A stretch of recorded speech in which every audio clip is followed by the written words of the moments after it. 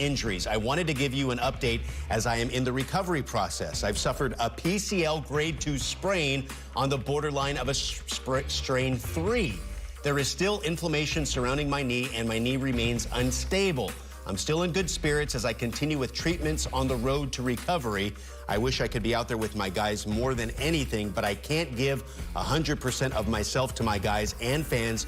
I'm still hopeful we still have a chance. Here's John Harbaugh addressing the media live in Owings Mills. We saw Lamar put out a tweet yesterday about his injury.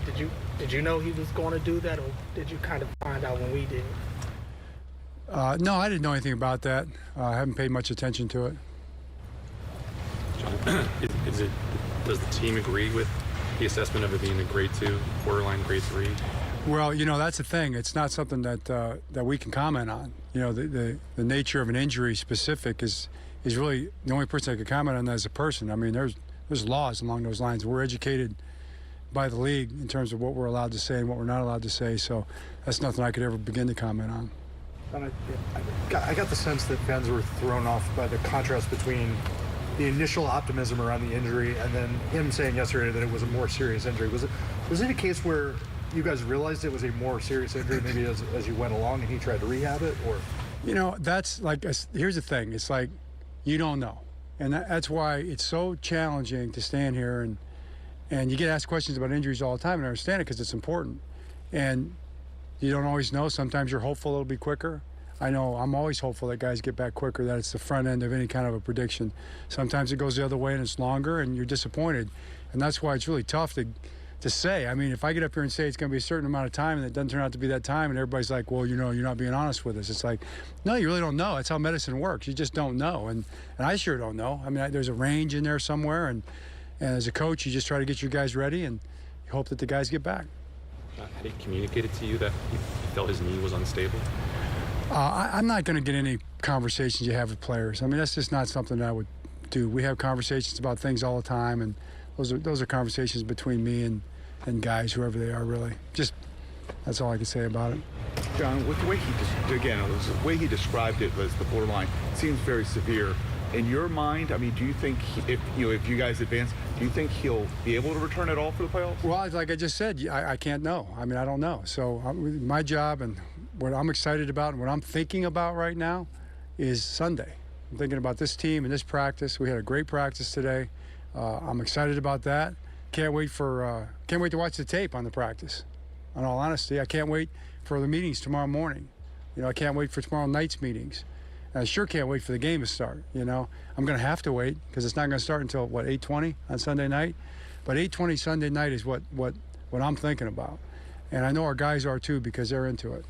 John, we've seen Tyler do more throwing the last couple of days. How has he looked to you, and how much are you looking forward to getting him out there starting Sunday night? Yeah, I'm hopeful for that. You know, I mean, he's worked really hard. You know, all the guys do it. You know, if I could backtrack on that one, and now that you made me think about working hard to get back, Lamar has too. I mean, the guys have worked super hard, and Lamar has done a great job working hard, and Tyler has worked super hard to get back, and he's got back on the practice field this week, as you saw. So we'll see where he's at, but I'm excited. You know, for maybe that paying off for him. Maybe he can be out there. We'll see. John Harbaugh and the Ravens, of course, getting ready for that Sunday night matchup against the Cincinnati Bengals. Ian, you heard him say that he can't reveal too much about the specifics of Lamar Jackson's injury. Of course, Lamar did yesterday. What more can you tell us about this story? Yeah, I mean, coaches are actually allowed to reveal specifics of players' injuries. They're not doctors. But anyway, that's a whole other conversation. I thought that was really interesting, and I think John Harbaugh really explained the mindset of a coach extremely well, Tom. Like, was he surprised about the tweet? Obviously he was. I think he was surprised at the detail that Lamar Jackson went into. Wasn't going to get into what the diagnosis was or whether the knee was unstable. And by the way, sounds like grade 2 is about right. The knee probably is not unstable. That maybe not the greatest description, but it is swollen and it is still bothering him. So that's kind of where the knee stands. But for a head coach, all he is worried about is which players are available, who do I have, and who am I going to go out and play with. And I think John Harbaugh, when he says, I'm only thinking about the players on the practice field, he is being truthful because in his mind, that is all he is thinking about. That's why I think early on in the process, he didn't have a lot of great details on Lamar's injury because he's like, I will focus on Lamar when he is on the practice field. And obviously and unfortunately, Didn't get there at all this week, and then we'll see about next week. Tom, as far as Skylar Thompson goes in the Miami Dolphins, what can you tell us about him? Well, Mike McDaniel confirmed today, Omar, it will be Skylar Thompson starting for the Dolphins in their playoff game against the Bills, a rookie 7th-round draft pick who will be making his 3rd NFL start. You've seen flashes from him of why they were willing to draft him, albeit late in the draft back in April, but this is still a guy who's got a lot to learn about being an NFL quarterback. The Dolphins' hands are tied here. Tua Tagovailoa still has multiple steps remaining in the concussion protocol. He has not even returned to the practice field yet, which would be... Is NFL Now. We have a blockbuster show for you. We're getting you ready for all 6 Super Wildcard matchups. We're also going to be visited by Hall of Fame finalist Jared Allen. But we start with news on the 2-time reigning MVP Aaron Rodgers. Packers general manager Brian Gutekunst meeting with the media earlier today, saying that the door is open for Aaron Rodgers to come back, and he does see a possibility that both Rodgers and Jordan Love, who will be going into his 4th season next year, will be on the roster once again. For much more on this story, let's welcome in our NFL insiders, Ian Rappaport, Tom Pelissero, and for a general manager perspective, Mark Ross as well. Ian, we'll start with you. What did you make of Gutekunst's comments earlier today? Well, Aaron Rodgers has spent the last several days meeting with Packers brass, and while no decision has been made, and of course Gutekunst being extremely respectful, as he was last year, as he was the year before, and I'm pretty sure the year before that, saying Rodgers is going to take some, maybe the year before that, saying Rodgers is going to take some time. That all is true. That said, there's a couple things that are working in the direction, Tom, of Aaron Rodgers returning next year. First of all, my understanding was when he signed that massive contract extension this past offseason that it was a 2- or 3-year commitment to the Packers. So he's going to take some time to think about it, but I would be surprised based on what he committed to at the time if it was just one and done. I think that is one thing. The other thing was it would be, he's going to make a lot of money. 60, I believe, is the number for next year. Plus would have to give back signing bonus money if he, in fact, did step away from the game. He definitely deserves time. Take all the time you want, but walking away would be a incredible surprise.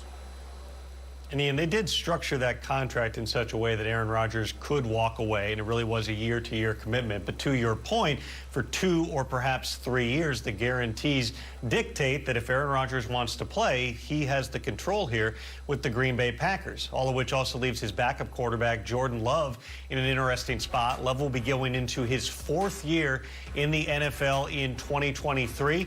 I would be surprised, based upon what I know, if the Packers would consider trading Jordan Love, even if Aaron Rodgers returns. They've really got him under team control for at least a couple more years, presuming that they exercise Love's 5th-year option for 2024. He's too talented. They've invested too much in him, and he's a bargain for a backup quarterback at around $2.3 million in 2023.